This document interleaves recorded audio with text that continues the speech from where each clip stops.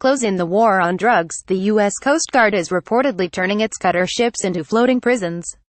Buzz 60. If you've followed the war on terror at all, you're almost certainly familiar with the U.S. detention facility at Guantánamo Bay, Cuba, a U.S. prison that exists outside the realm of the U.S. justice system. Now, it turns out, there's a secret U.S. detention system in the war on drugs, too, and this one is aboard U.S. Coast Guard cutters sailing in the Pacific Ocean. In an effort to stunt the flow of cocaine and other hard drugs from South America to Central America and points north, Coast Guard cutters have been deployed farther and farther from the shore in the Pacific Ocean. When these cutters capture a boat carrying drugs, the smugglers are brought onto the ships and kept sled to the deck, sometimes outside in the elements, until the Coast Guard makes arrangements for them to be transported back to the U.S. for trial. But this isn't a wait of just a few hours or days. Often, these waits can last weeks or months, according to new reporting from the New York Times. Coast Guard officials say they can do this because the drug smugglers aren't under arrest until they reach U.S. shores, but some of the worst cases are drawing criticism even from Coast Guard officials. Seth Freed Wessler reported this story for the Times. He says a combination of U.S. agreements with Latin American countries and the U.S. Maritime Drug Law Enforcement Act allows the U.S. to take this action. Wessler spoke with the World's Carol Hills about his reporting and these floating Guantanamos on the Pacific Ocean. The Coast Guard usually has a reputation for being the good guys out there, rescuing people, apprehending bad guys. We've done stories about that. I take it's a little bit more complicated. It is. The Coast Guard has a broad mission. It does search and rescue, enforces fisheries laws.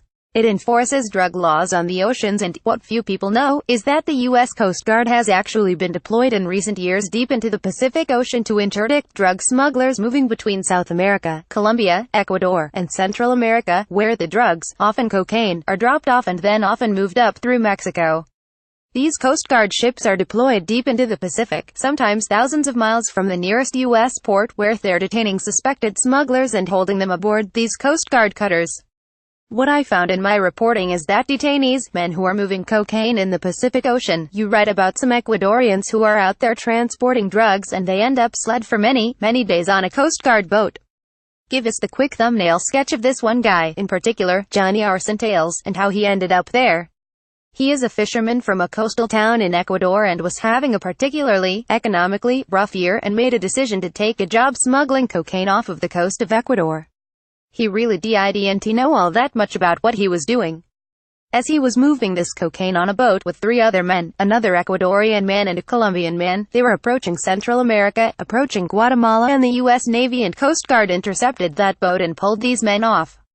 For the next 70 days, Mr. Arsentales and the other man he was detained with were held, always chained by their ankle, to the deck of a ship or to a cable running along one of these large Coast Guard or Navy ships, for 70 days. He was moved from ship to ship as these Coast Guard cutters went about their patrols, picking up more cocaine in the Pacific Ocean. So this guy, Arsentales, and another guy, they're on a ship. This is a Coast Guard ship and they are basically exposed to the elements and basically sled and not getting much food. How can the Coast Guard get away with keeping people under those conditions when the men haven't even been charged? The Coast Guard makes the argument that these people are not formally under arrest until they get to the United States. They're simply being held, while the Coast Guard deals with the logistical challenges of trying to get these men onto shore, into an airplane and flown to Florida, where they'll be prosecuted. Courts have generally bought the government's argument. The argument by the Coast Guard and by federal prosecutors that these logistical delays are legitimate, as it's hard enough to get people back. The reality is that when the Coast Guard has had to move people more quickly, they do. Very often, detainees are brought to port in one of these cutters, then placed in a hidden room in a helicopter hangar or in a room below deck and hidden there for the day while the Coast Guard cutter refuels or the Coast Guard crew get a bit of a break and then are brought back out to sea. So there are these delays that people in the Coast Guard officials I interviewed, though really are actually unreasonable considering that they're near an airport. Somebody could be put on a plane and brought back to the United States. As we've made this decision to prosecute more and more people, these delays have grown longer and longer. What we're seeing now is sort of carting people around, carting suspected drug smugglers around the ocean an average of 18 days, very often longer than that, as the government waits to transport people to courts in Florida. Now Donald Trump's Chief of Staff, General John Kelly, he played a key role in expanding the reach of the Coast Guard in this way. Well, John Kelly was in charge of Southern Command, the Department of Defense area of operation in Latin America that's in charge of managing the drug war tour in Latin America.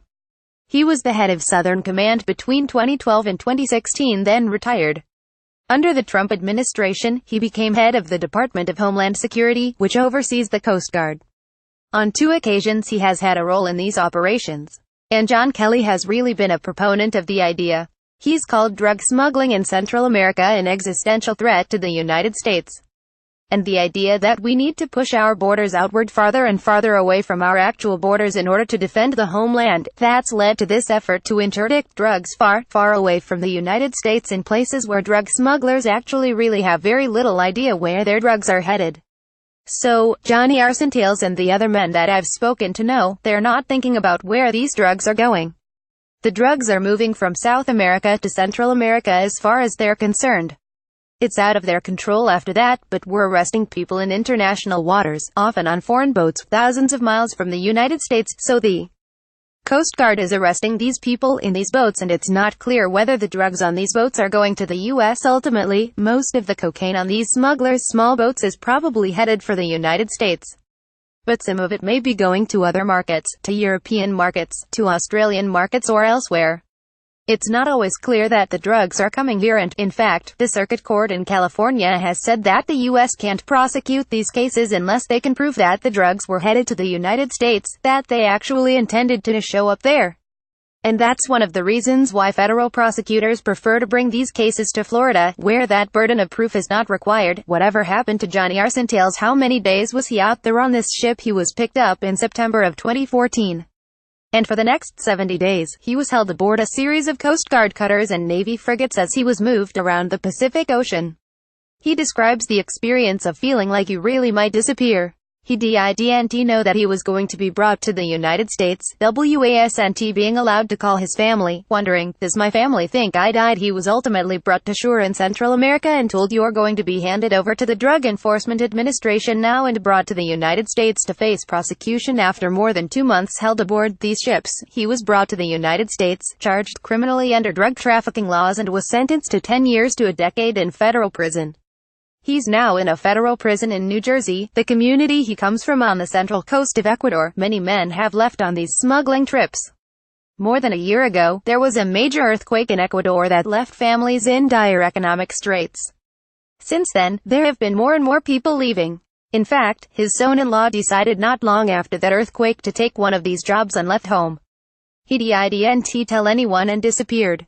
Days later, was picked up by the Coast Guard. He was also sentenced to a decade in U.S. federal prison. The question about the legality of the U.S. Coast Guard's detention practices has not been raised, in an international context, in criminal courts.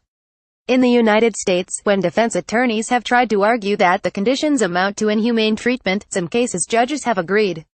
But they've said there is nothing we can really do about it.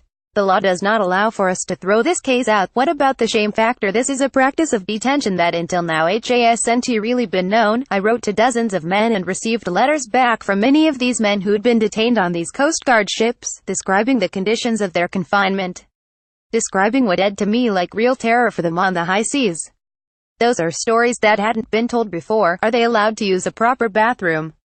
No, the bathrooms on these boats are very different, ship to ship. They're provided essentially buckets to use as toilets on some of the boats. And these men are then required to clean out the buckets themselves and dump them off the edge of the ship. They describe that as a really terrible, disgusting process.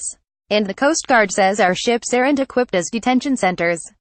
We don't have facilities here. This is what we've got. In fact, I spoke to Coast Guard commanders who are really uncomfortable about the conditions on their ship, and uncomfortable about the amount of time people are held. I have evidence of people being held for upwards of 70 days.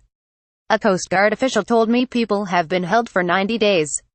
But the Coast Guard has no clear rules about how long they can hold people. When you talk to Coast Guard officials and ask them about these things that you've researched and found out, what do they say? Are they proud of this, or are they a little bit wary of what's going on? Many of the Coast Guard officials that I talked to were really uncomfortable about the detention conditions and the amount of time that people were being held during their detention.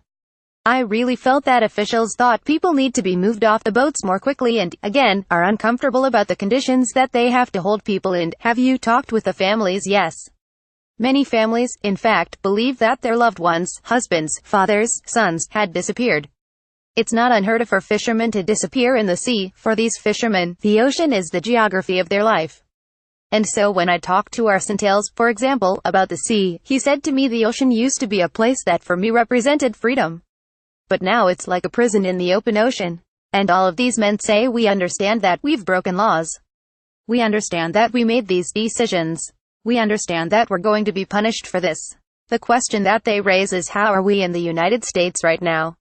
This story first appeared on the website of PRI. Its content was created separately to USA Today. More from Global Post. Read or share this story. http://sussit.lead to be irked.